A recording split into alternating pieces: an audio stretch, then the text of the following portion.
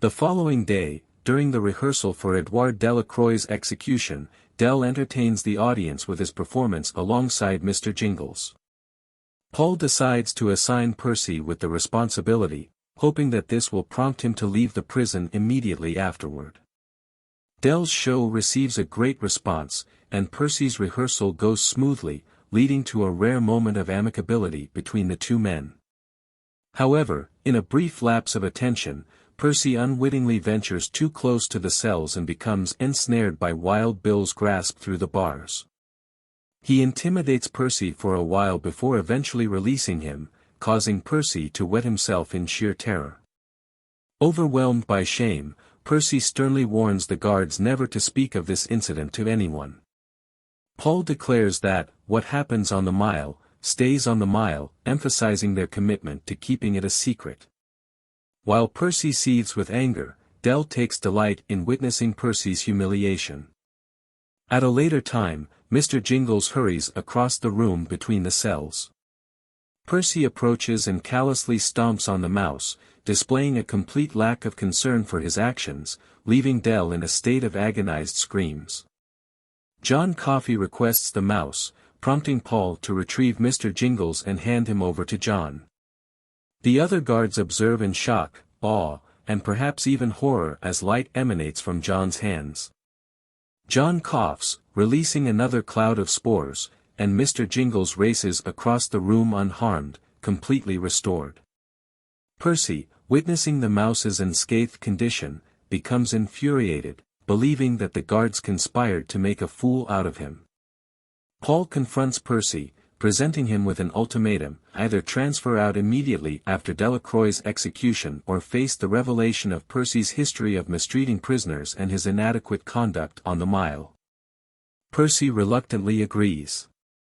The night of Del's execution has arrived. Just before he embarks on his final walk towards the electric chair, Del entrusts Mr. Jingles to Paul, knowing that the mouse will be well taken care of. Recognizing that he cannot have a mouse resting on his shoulder during an execution, Paul realizes the need for someone else to care for Mr. Jingles, prompting John Coffey to step forward as a volunteer. Del is positioned on the electric chair in front of the audience as Percy initiates the ceremony. During his final moments, a remorseful Del seeks forgiveness for his crimes and implores Paul not to forget about Mouseville. In a malicious manner, Percy responds by asserting that Mouseville is merely a fabrication, concocted to silence Del, which deeply upsets both Del and the guards. Percy proceeds to connect Del to the electrodes, intentionally neglecting to wet the sponge placed on his head, intending to inflict one final act of punishment. Paul notices the dry sponge, but his realization comes too late: the electric current has already been activated. Consequently, Del's execution becomes an excruciating ordeal. He convulses and screams in agony, much to the growing horror of the onlookers. Meanwhile, John Coffey is overwhelmed with sorrow, seemingly empathetically experiencing Del's torment. On the other hand, Wild Bill revels in sadistic delight, jeering and cheering as Del suffers. Paul and the other guards watch with trepidation, hesitant to turn off the electricity, convinced that it will soon come to an end. However, their assumptions prove tragically incorrect. Del's agony is prolonged to the extent that he even catches fire. The terrified audience begins to panic and hastily flees the scene, despite Helmore's attempts to assure them that everything is under control. Paul notices that Percy averts his gaze, but compels him to witness the culmination until Del finally succumbs to death. At Brutus' command, Percy extinguishes the flames with a fire extinguisher.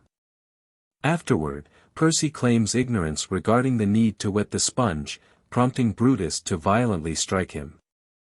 Paul intervenes, restraining Brutus, asserting that there is no point in fighting over someone as insignificant as Percy. Hal enters the scene in a state of anger, demanding an explanation for what went wrong.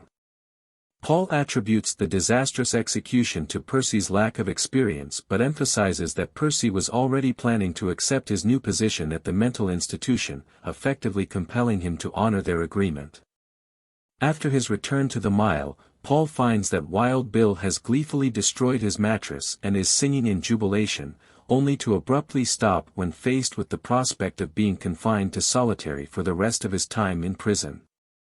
Paul engages in a conversation with a grieving John. Mr. Jingles, who was in John's hands during the execution, must have also sensed Dell's pain and fled.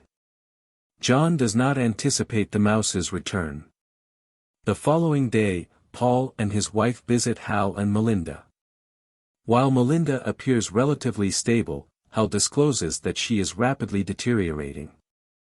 Her memory is fading, and she is undergoing severe behavioral changes, including uncontrolled profanity.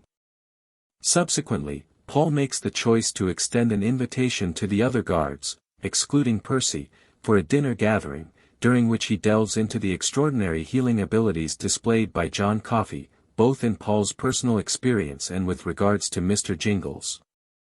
Paul admits that he can no longer bear witnessing Melinda's decline, and proposes a plan to secretly transport John Coffey to attempt to heal her.